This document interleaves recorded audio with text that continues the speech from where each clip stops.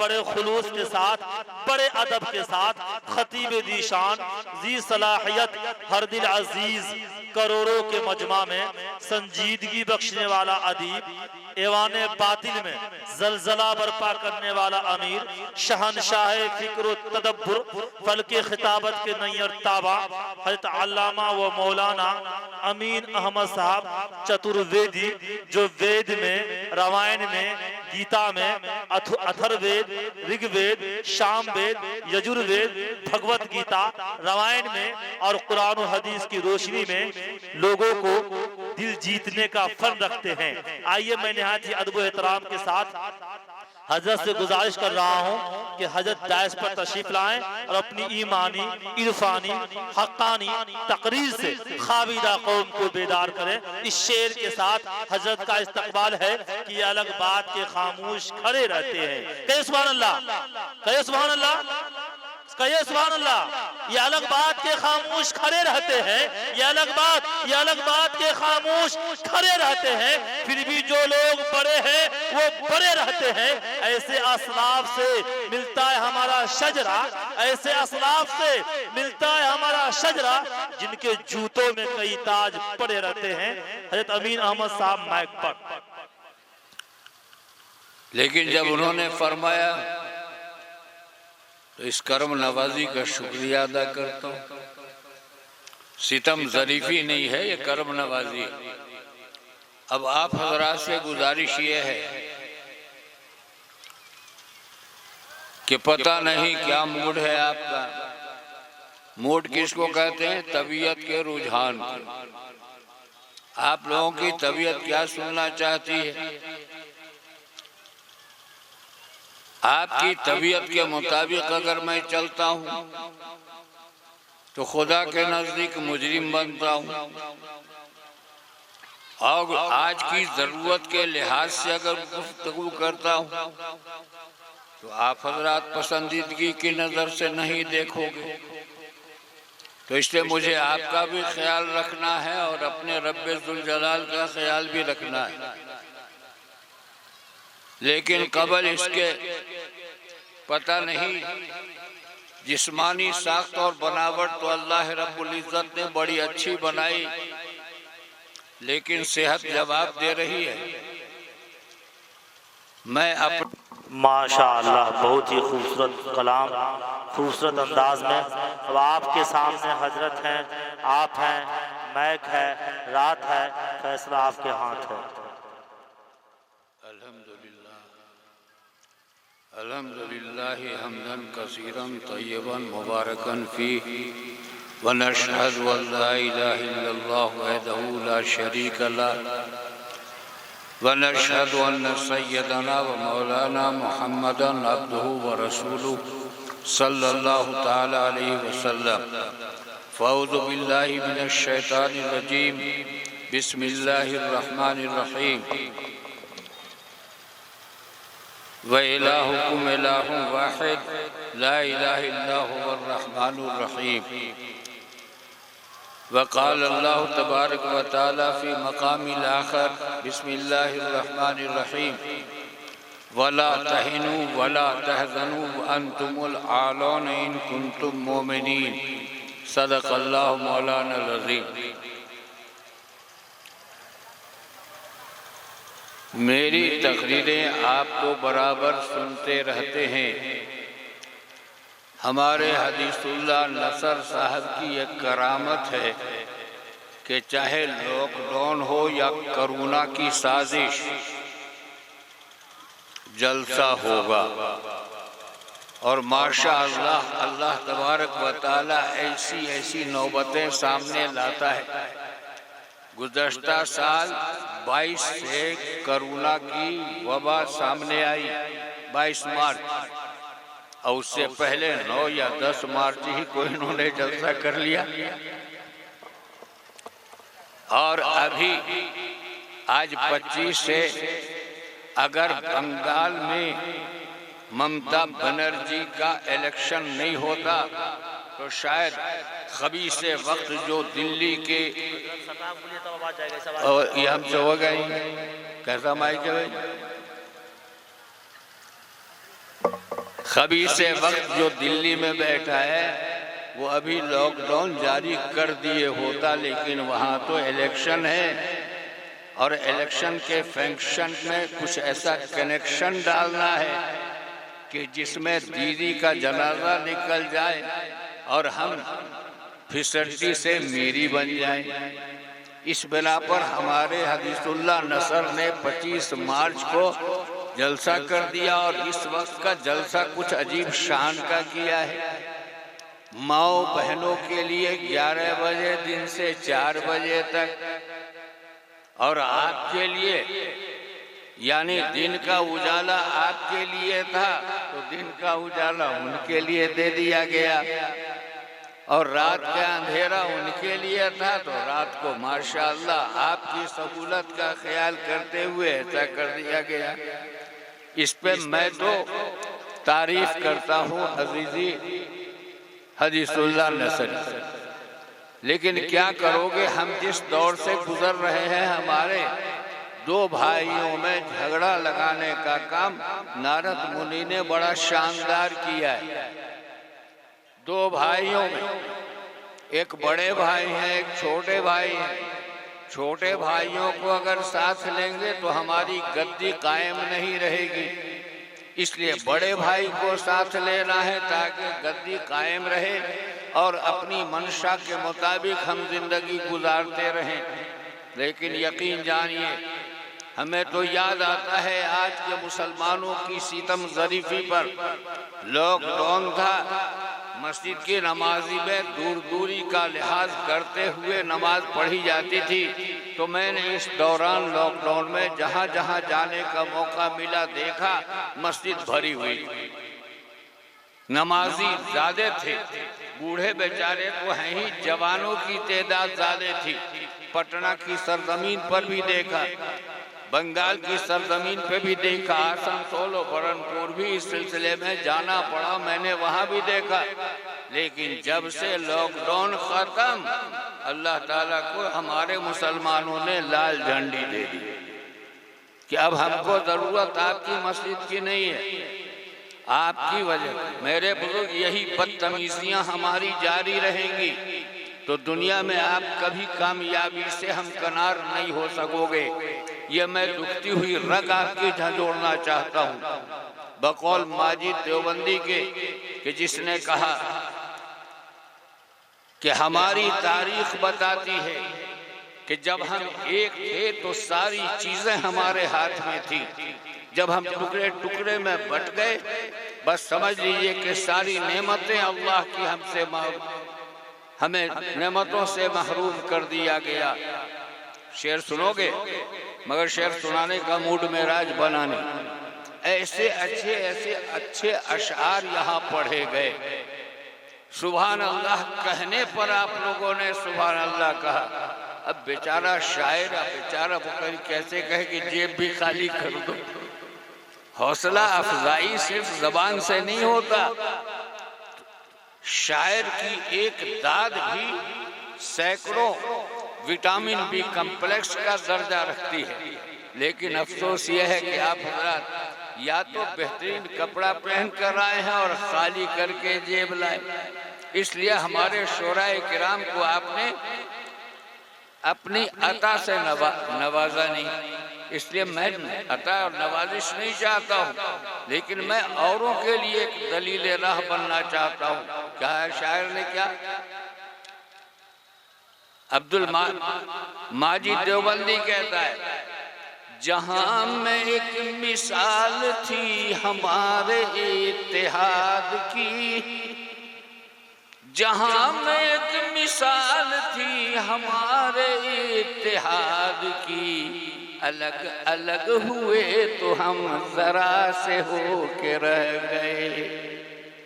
जहां में एक मिसाल थी हमारे इत्तेहाद की, अलग अलग हुए तो हम जरा से हो के रह गए। उसी का एक शेर और भी है कि आज तो माँ और बाप का दर्जा हम लोग क्या रखे हैं। शायर कहता है, जो मेहनतों मशक्क़तों से हल न हो सके कभी, जो मेहनतों मशक्क़तों से हल न हो सके कभी, वो सारे काम माँ की एक दुआ से हो के रह गए। जो मेहनतों मशक्क़तों से हल न हो सके कभी, वो सारे काम माँ की एक दुआ से। शुक्रिया, जज़ाकल्लाह। देखा माशाअल्लाह। अब हदीसुल्लाह नसर को याद रखना चाहिए कि जब अमीन अहमद खान चतुर्वेदी की सदा भी सहरा में गूंज जाती है और उस पर अमल होता है, तो उनकी कोशिशें क्यों नहीं बारियाब होगी। इसीलिए आप बेफिक्र रहिए। वो सारे काम माँ की एक दुआ से हो के रह गए।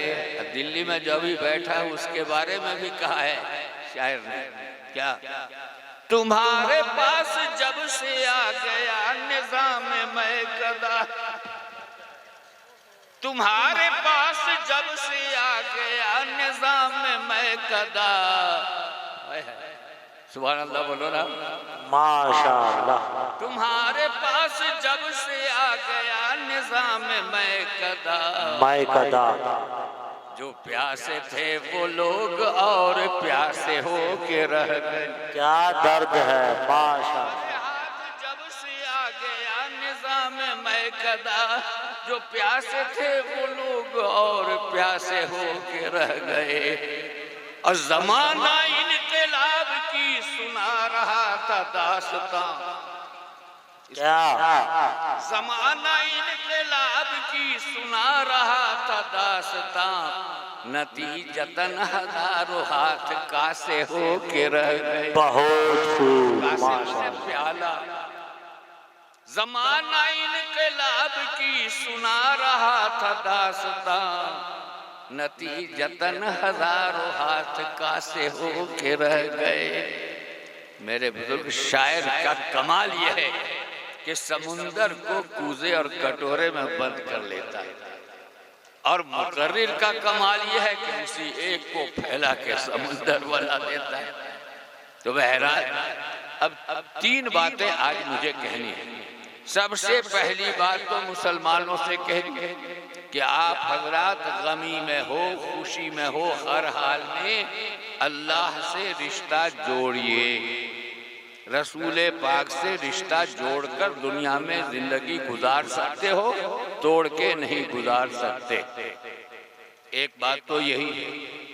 माओ बहनों के लिए भी गुजारिश है कि आका सल्लल्लाहु अलैहि वसल्लम की वो हदीस सामने रख लें कि आका ने फरमाया कि एक औरत जन्नत में जाएगी तो 4 मर्द को लेकर जाएगी। एक औरत जन्नत में जाएगी तो 4 मर्द को लेकर जाएगी, और अगर एक औरत जहन्नम में जाएगी तो 4 मर्द को लेकर जाएगी। इसकी तफसील हमको बोलना नहीं, बस 4 की गिनती बता देता हूँ। सबसे पहले अब्बा जान, इनको जन्नत में ले जाएगी बेटी। उसके बाद शौहरे नामदार को औरत ले जाएगी। उसके बाद भाई साहब को ले जाएगी भैया, और उसके बाद बेटा। बस अपोजिट, दोनों बैलेंस बराबर है। मसला हदीस में तफसील आती है कि अल्लाह रब्बुल इज्जत क़यामत के दिन एक ऐसी औरत हाजिर की जाएगी कि उसको अल्लाह खुश होंगे और कहेंगे कि ऐ मेरी बंदी तू जन्नत चली जा, और तेरे आमाल, तेरे ईमान, तेरे इस्लाम की मेरी कसौटी पर पूरा उतर गया है, इसलिए तू जन्नत चली जा।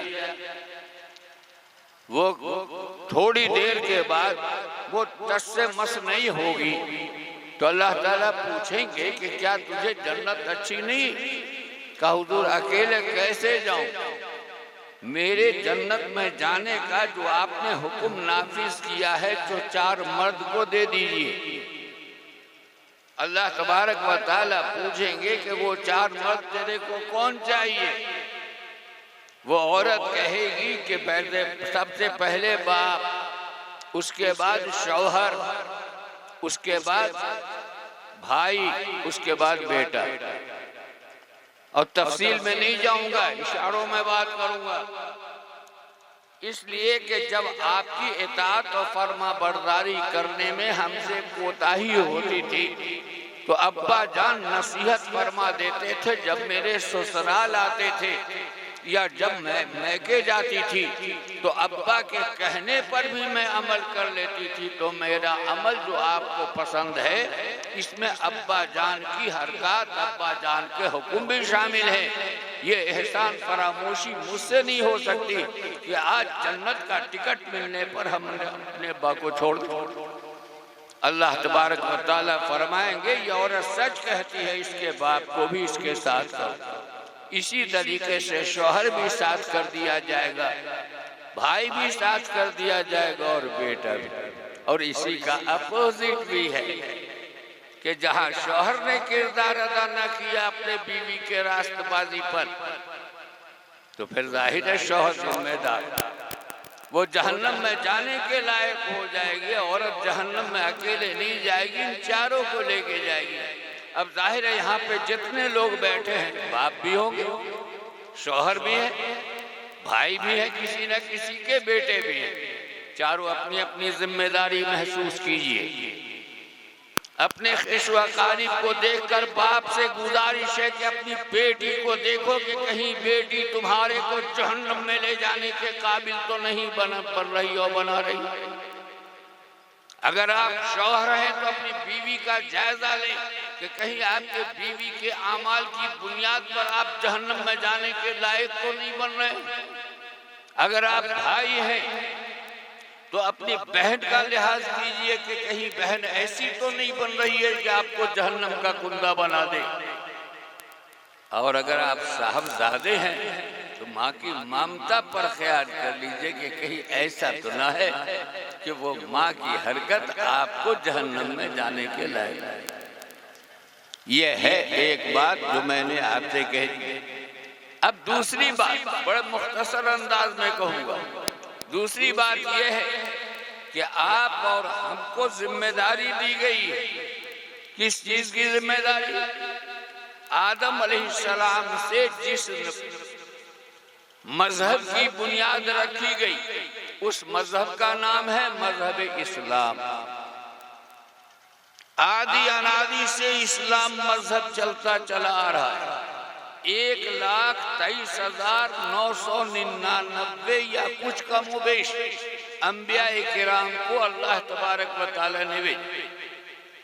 और सबसे आखिर में इंसाइक्लोपीडिया ऑफ फर्नाटिक ऑफ इस्लाम हजरत अहमद मुस्तफा मोहम्मद मुस्तफा सल्लल्लाहु अलैहि वसल्लम को आखिर ज़मा पैगंबर बनाकर भेज दिया। और आप भी ताज्जुब है, हजरत आदम अलैहिस्सलाम कितना बरस दुनिया में रहे?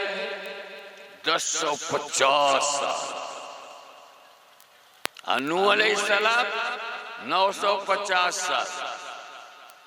इब्राहिम अलैहिस्सलाम एक रिवायत में 120 साल, एक रिवायत में 320 साल। मूसा अलैहिस्सलाम 120 या 110 साल। और ईसा अलैहिस्सलाम 33 साल। क्यों? 33 साल बहैसियत नबी के, और उनकी बाकी उम्र जो बाकी है वो आएगी बहैसियत उम्मती के। यानी अब तक तो कलमा पढ़वाया उन्होंने ला इलाहा इल्लल्लाह ईसा रूहुल्लाह, लेकिन उसके बाद आएंगे तो खुद कलमा पढ़ेंगे ला इलाहा इल्लल्लाह मुहम्मदुर रसूलुल्लाह। अब ये जिम्मेदारी किसकी है? कारे नबूवत खत्म, अब कारे नबूवत को चालू करने की जिम्मेदारी किस पर? ये हमारे और आपके ऊपर। कुरान पाक की दो आयत को सामने रखिए। कुंतुम खैरा उम्मतिन उखरिजत लिन्नास तामुरून बिल मारूफ व तनहौना अनिल मुनकर व तुमिनून बिल्लाह। तुम एक बेहतरीन उम्मत हो जो निकाली गई हो, भेजी गई हो, मबूस की गई हो, 3 काम किए। नेक कामों का हुक्म, बुराइयों मुनकरात से रोकने के फरीजा, और शर्त यह है कि तुम्हारा भी ईमान पर यकीन कामिल और मुस्तहकम हो, तुमिनून बिल्लाह। लेकिन यह आम मुसलमानों के लिए।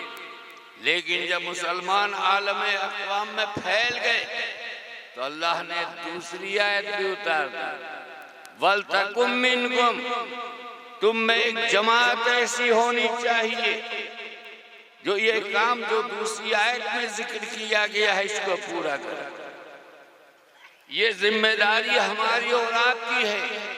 लेकिन आज हम लोग अमन और सलामती में कोशिश कम करते हैं और फितना और फसाद में तो तन मन धन की बाजी लगा देते हैं। आप जायजा ले लो, मोहल्ले का जायजा ले लो, गांव का जायजा। एक बात बताओ, थोड़ा सा विटामिन बी कम्प्लेक्स भी हमको आपको चाहिए।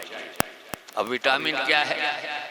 एक गांव ऐसा था जिसमें 2 भाई ऐसे आपस में मिलते थे कि कहीं पंचायत होती थी तो लोग उसका नाम देकर कहते थे। कहीं झगड़ा होता था कि अरे भैया ऊधो और माधो के तरह जिंदगी गुजारो। एक का नाम ऊधो, एक का नाम माधो। ये हिंदुस्तान की सरजमीन पे हूँ इसलिए हिंदू नुमा बात कर रहा हूँ। 2 भाई, एक का नाम ऊधो, एक का नाम माधो। माधो मर गए, ऊधो भी खत्म, उनकी आल औलाद एकदम इत्तेहाद। अब जहां कहीं भी पंचायत हो, पंच बुलाए जाए तो लोग पंच में फैसला तो कर दें, लेकिन ये कहते थे कि अरे यार काहे झगड़े, ऊधो और माधो की तरह रहो। 9 पंच थे। आज तो हमारी सरकार ने बड़े बड़े समिति और पता नहीं क्या क्या बना दिया। 9 के बजाय 19 कर दिया और बंटाधार किया है। 9 ही पंच हुआ करते थे। 9 क्यों? ताकि अगर 4 इधर तो 1 इधर हो जाए, बहुमत उसी का समझा जाए। और 10 होगा तो 5 इधर फैसला करने में दिक्कत होगी। इसलिए 50-50 नहीं बने। 9 में एक आदमी को अच्छा नहीं लगा। 9 पंचों में एक आदमी को अच्छा नहीं लगा कि पंचायत करने हम आए, वक्त हम खर्च करें, मेहनत हम करें, नाम ऊधो ही माधो का हो। इसलिए ऊधो माधो के नाम को छुट्टी कर देना चाहिए। क्यों? उसी ऊधो और माधो के खानदान में 2 भाई वो आपस में जिंदगी गुजारते।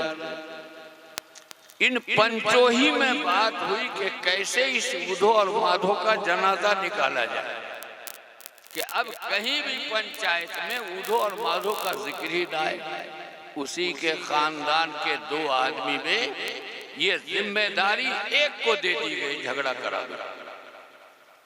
अब झगड़ा देखो, अगर किसी बच्चे को हाफिज बनाना है बड़ी मेहनत करनी पड़ेगी, आलिम बनाना है बड़ी मेहनत। अच्छा खाना बच गया, सुबह तक उसको अच्छा करना है, नेमत खाने में रखना होगा, कीड़े मकोड़ों से बचाना होगा, बिल्ली कुत्ता से बचाना होगा। खराब करना हो तो कहीं भी रख दो, कहीं भी रख दो। यानी जाहिल बनाने के लिए कोई मेहनत नहीं और आलिम बनाने के लिए 100 मेहनत। बेकाम बनाने के लिए कोई मेहनत नहीं और कारामद बनाने के लिए बहुत सारी मेहनतें कर रही। अब देखिए झगड़ा लगाना क्या मेहनत। इधर से दोनों भाई जा रहे हैं, उधर से वो झगड़ा लगाने की जिम्मेदारी जिनको दी गई। भाई देखिए नूरपुर भागलू मोहल्ला, कहीं आप अपने पर कयास मत कर लीजिएगा। ये आम हर जगह ये वबाए आम है। फसाद मचाना हो एक आदमी काफी, और सुलह कराने में एड़ी चोटी का जोर लगाना होगा, तब जाके कहीं अल्लाह की नुसरत और मदद आ गई तो हो जाएगा। उधर से पंच आ रहे थे, इधर से ये दोनों जा रहे हैं, प्रणाम पंच, प्रणाम प्रणाम। थोड़ा सा आगे बढ़ गए, पंच आगे बढ़ गए। ये जो कहा, दोनों ने घूम के देखा, हाथ से एक को ऐसे कहा, एक को ऐसे। दोनों भाई में हमको बुला रहे, तुम बैठो। वो भाई जिसने इशारा दिया गया इधर वाले, आगे रास्ता ऐसे था। जब नजर से ओझल हो गए, कहा सर बोलिए ना, काहे के लिए बुलाया? क्या बताएं, आजकल ये डालडा विनाशपति के दौर में दिमागे सही नहीं, किस काम से बुलाया था भूल गए। कहा कि हुजूर झगड़ा हो जाए, भैया पूछेंगे काहे के लिए बुलाया, कह देना कोई बात नहीं हुई। बात खत्म। लौट के आए, भाई ने पूछा क्या बात हुई, पंच ने क्या बताए। बस उसी वक्त दिल में बाल आ गया कि कोई बात है जो छुपा रहा है। देखा झगड़ा लगाने में जरा सी बात, कोई झूठ भी नहीं, बस इतने ही से काम। अब घर आने के बाद बांट दीजिए बंटवारा। गए पंचों के पास, खुशी हो गई, मोछ पे ताव, दाढ़ी पे हाथ, माशाअल्लाह हमारी कोशिश सफल है, विफल नहीं है। अब पंच बैठ गए किसके यहाँ, भाई ऊधो माधो के पैगाम की तश तश बम होने को बंद करने के लिए बैठ गए। सारी चीजें बढ़ गई, जमीन बढ़ गई, दौलत बढ़ गई, जो जो चीज बचने के लायक थी मकान बढ़ गया। दो चीज ऐसी कि न बढ़ सकी। 12 पाथा दूध देने वाली एक भैंस, बेचने को दाम लेने को तैयार नहीं करता, भैंस हम ही रखेंगे। वो भाई कहता भैंस हम ही रखेंगे। और एक बड़ा सा एकदम इतना कि 10 आदमी उस कंबल में आराम कर ले, एक बड़ा सा कंबल। दोनों की जिद। पंचों ने तय कर लिया कि भाई देखो, दिन के उजाले में कंबल ये भाई रखेगा, रात को ये भाई रखेगा। क्या बेहतरीन फैसला है पंचों का। आज भी ऐसे पंचों की कमी नहीं है। दिन को सूरज उगने से लेकर सूरज डूबने तक ये रखेगा एक भाई, और सूरज डूबने के बाद सूरज उगने तक दूसरा भाई। काटी का बिल्कुल एक्सेप्ट। और भैंस के मामले में भी सूरज उगने से लेकर सूरज डूबने तक एक भाई रखेगा भैंस की खातिर, तवाज़ो सब। और दूसरा भाई सूरज डूबने से लेकर सूरज उगने तक। जब तक भैंस बच्चे वाली नहीं रही काम चलता गया, लेकिन जब बच्चा पैदा हुआ तब झगड़ा दूध का चला। गए उसी पंच के पास के सर फैसला कर दीजिए, आपका फैसला। गोबर उसको भी मिलता था, गोबर हमको भी मिलता था, अब तो दूध का मसला है। मगरिब बाद जिसको देते हैं सूर्यास्त के बाद 10 पासा दूध वो ले लेता है, अब फजर से पहले भी दूध वही ले लेता, हमको कुछ नहीं मिलता। पंचों ने क्या फैसला, देखो एक मर्तबा फैसला करने जाते हम, दोबारा पंचायत में नहीं जाते।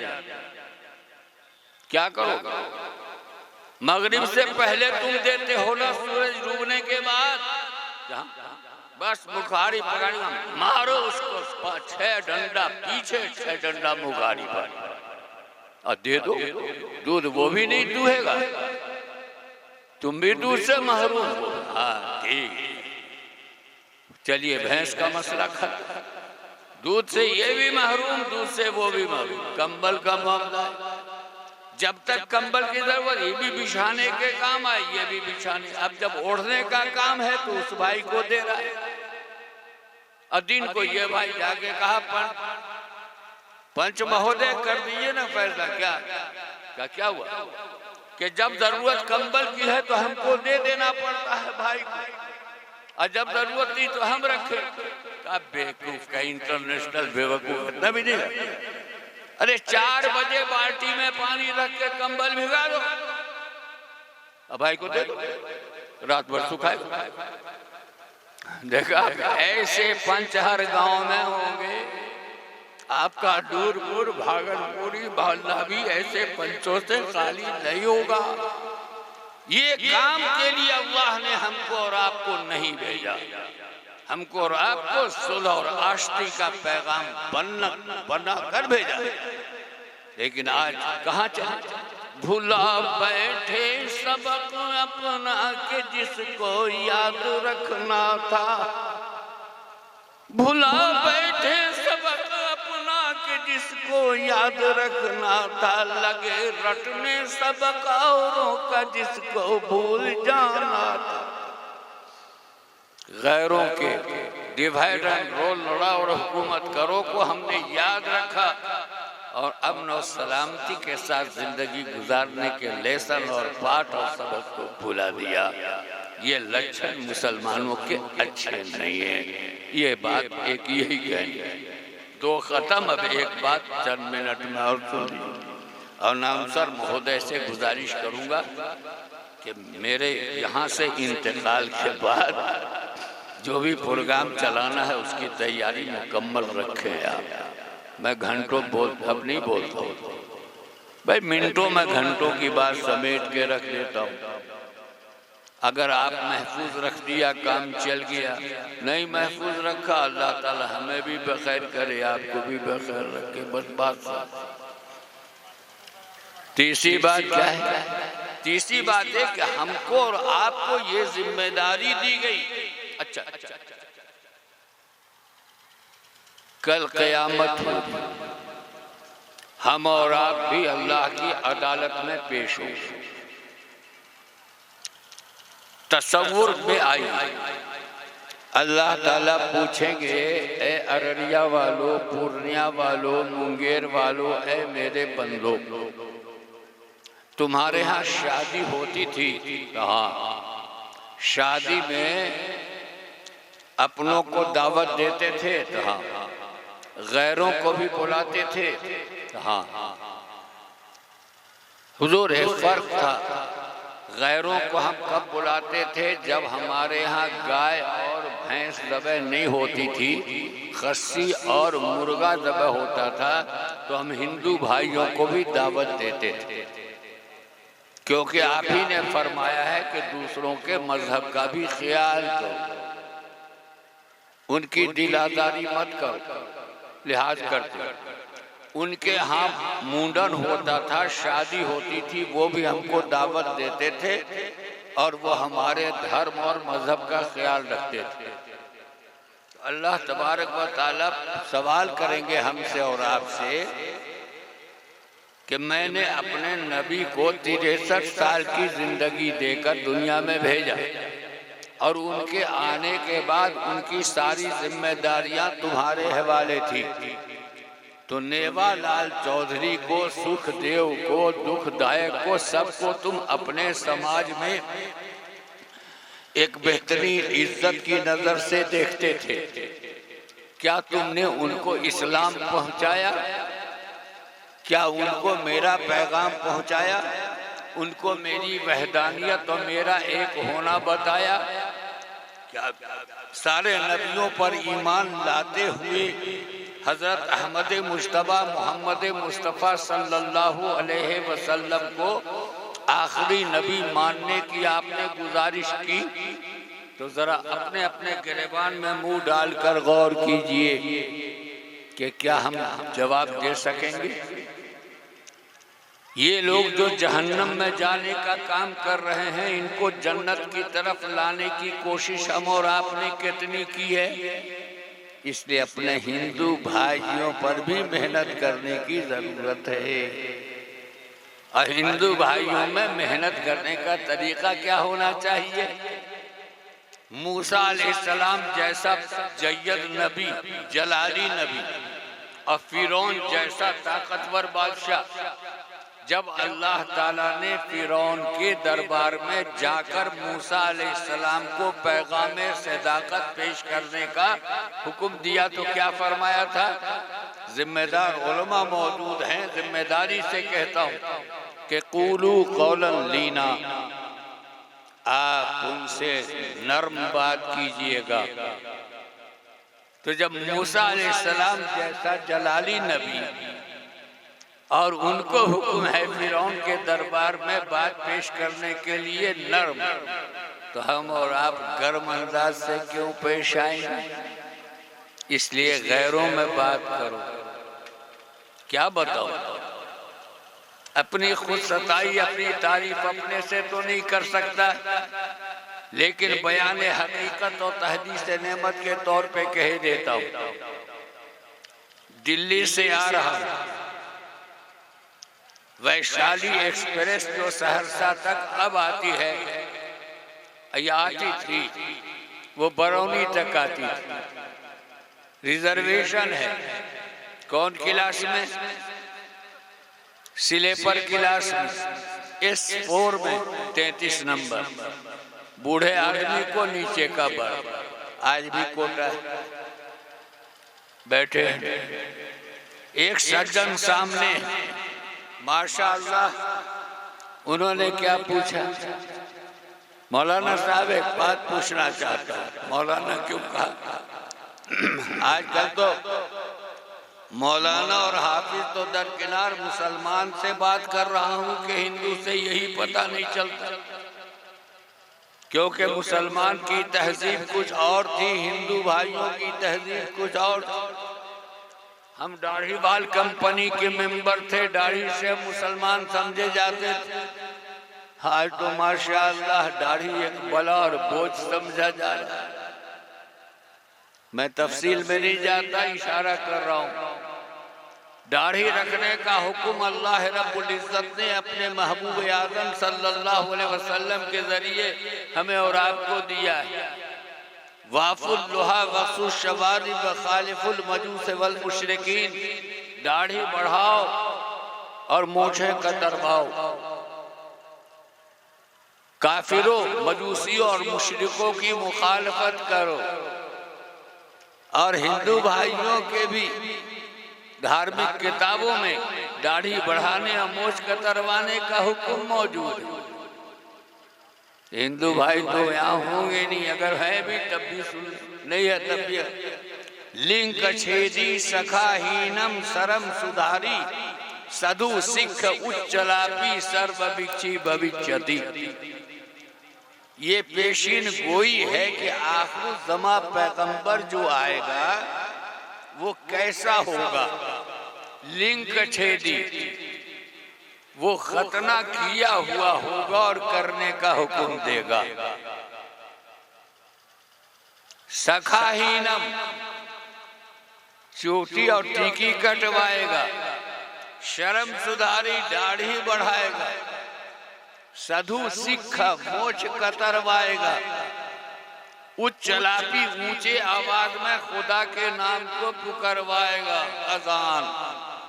और सर्व भिक्षी भविष्यति, सब कुछ कार आमद चीजों के खाने की अनुमति देगा। और आज हमारा मुसलमान भाई खुद ही हमारा बड़ा नोचता है, जाते हैं साफ कराने के। बदतमीज। एक साहब के घर पर गए, हाजीपुर में आवाज दिया तो मौलाना रुकिए, दाढ़ी बना के आ रहा हूँ। तो मैंने कहा था ये बोलते शर्म आती है कि दाढ़ी बिगाड़ के आ रहा हूँ। बना के तो अल्लाह ने भेजा है, आप बनाने का क्यों कह रहे हो? ये तो आप बिगाड़ के भेज रहे हो। अगर दाढ़ी रखना मर्दों के लिए अल्लाह को मंजूर न होता तो औरत को भी दाढ़ी दे देते।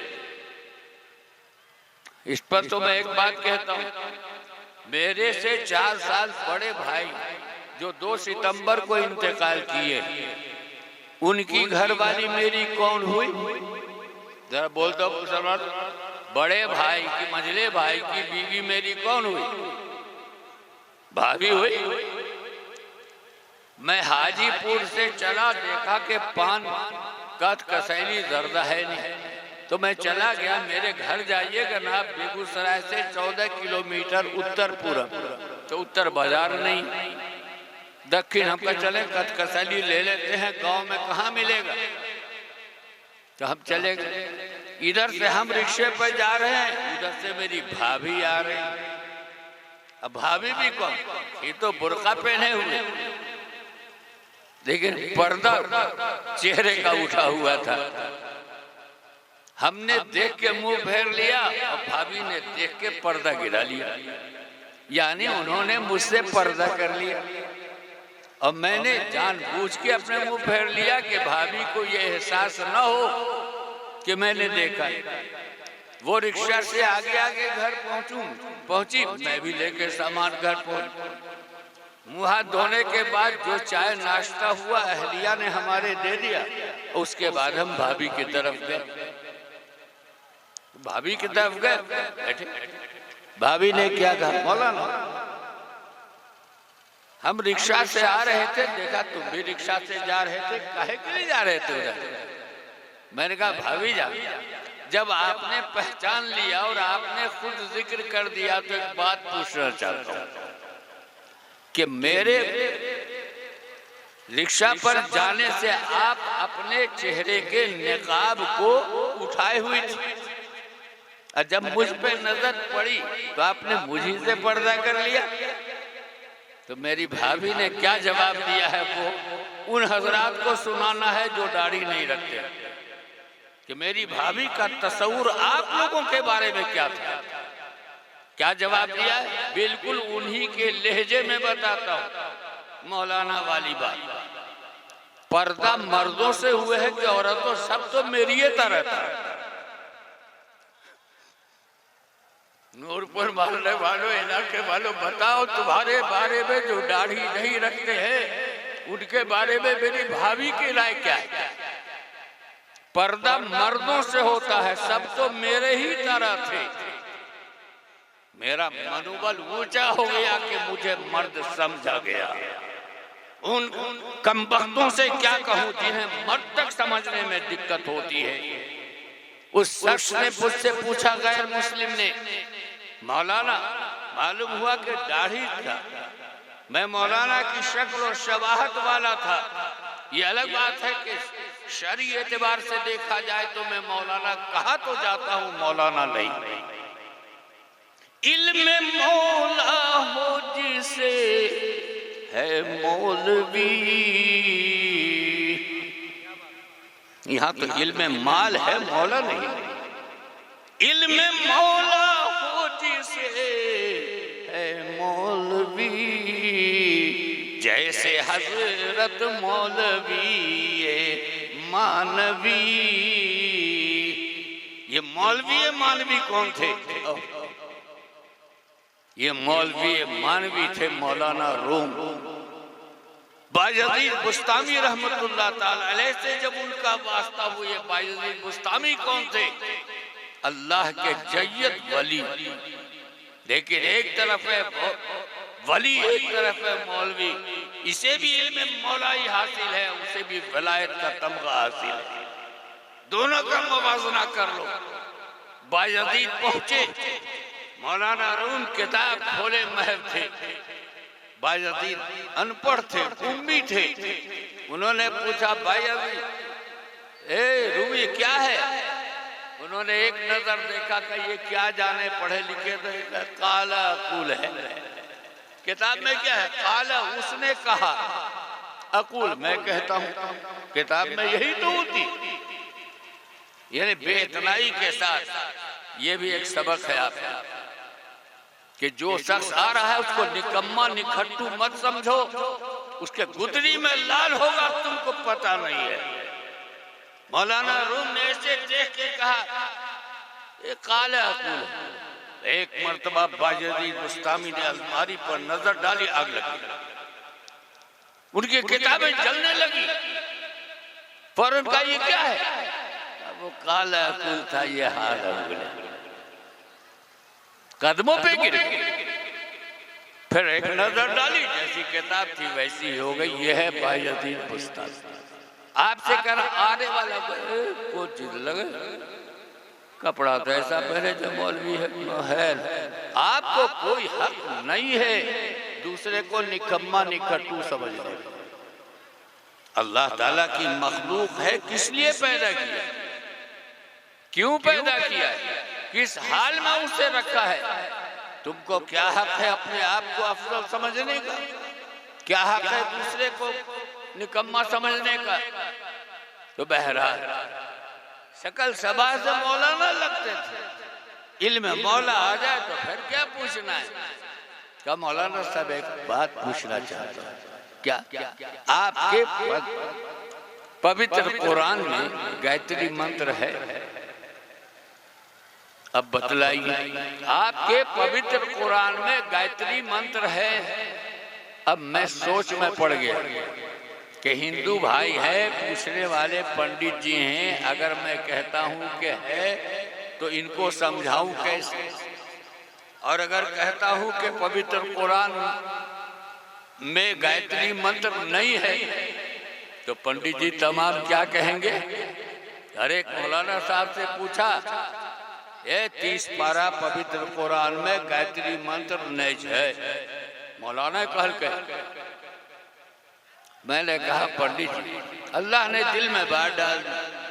मैंने कहा पंडित जी, आपको कैसे समझाऊं कि गायत्री मंत्र, पहले आप उससे गायत्री मंत्र सुन लीजिए ताकि आपको यकीन हो जाए कि मैंने जिस शख्स से पूछा है वो मेरे सवाल को मुकम्मल समझ गया है। ठीक, मैंने उनको गायत्री मंत्र सुना दिया।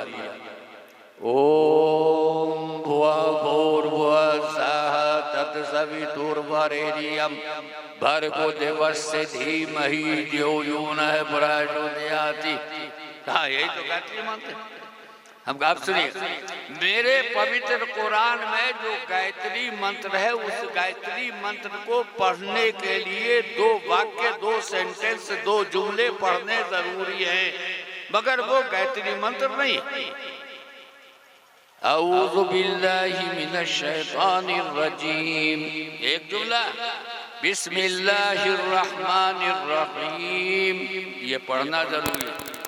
और उसके बाद हमने कहा गायत्री मंत्र पवित्र कुरान का पढ़ देता हूँ और उसका अनुवाद हिंदी में कर देता हूँ ताकि आप ही कह दीजिए कि यही गायत्री मंत्र है।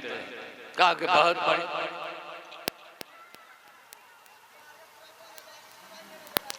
आप ही कह दीजिए कि यही गायत्री मंत्र है। ठीक, बहुत बेहतर। और मैंने पढ़ दिया क्या, अल्हम्दुलिल्लाह से लेकर वलद्दालीन तक। अल्हम्दुलिल्लाह से वलद्दालीन तक तो आप जानते हैं। तर्जुमा क्या किया मैंने, तमाम सराहने योग्य बातें उस ईश्वर के लिए जो विश्व का पालनहार है, अर्रहमान अर्रहीम, परम पिता कृपालु और कृपाशील है, मालिक यौमिद्दीन, परले के दिन का मालिक है। इय्याका नअबुदु व इय्याका नस्तईन, हम आप ही की उपासना करते हैं और आप ही से सहायता चाहते हैं। इहदिना सिरातल मुस्तकीम, हमको उस रास्ते पर चलाइए जिसके पर चलने पर सीधा रास्ता हो, सीधे रास्ते पर चले। सिरातल लज़ीना अनअमता अलैहिम, उस रास्ते पर चलाइए जिस पर चलने वाले आपकी ओर से पुरस्कारित किए गए, और गैरिल मग़ज़ूबि अलैहिम वलद्दालीन, उस रास्ते पर मत चलाइए जो आपके सरापुतरा या जो रूट विहीन हो गए। तो मेरे बुजुर्ग, इस तरह हिंदू भाइयों को भी आपके दीन को समझने और समझने की, समझाने की जरूरत है। ये तीसरी बात थी। अल्लाह तबारक व तआला कहने सुनने से ज़्यादा काबिल अमल बातों पे हमें और आपको अमल की तौफीक अता फरमा दे। आमीन सुम्मा आमीन। अब जब तक प्रोग्राम चलता रहे उस वक्त तक आप तस से मत होइए और आज की इस रात को गुजार कर अल्लाह रब्बुल इज़्ज़त की रज़ामंदी और रसूल पाक सल्लल्लाहु अलैहि वसल्लम की खुशनुदी को हासिल कीजिए। वमा लना इल्ला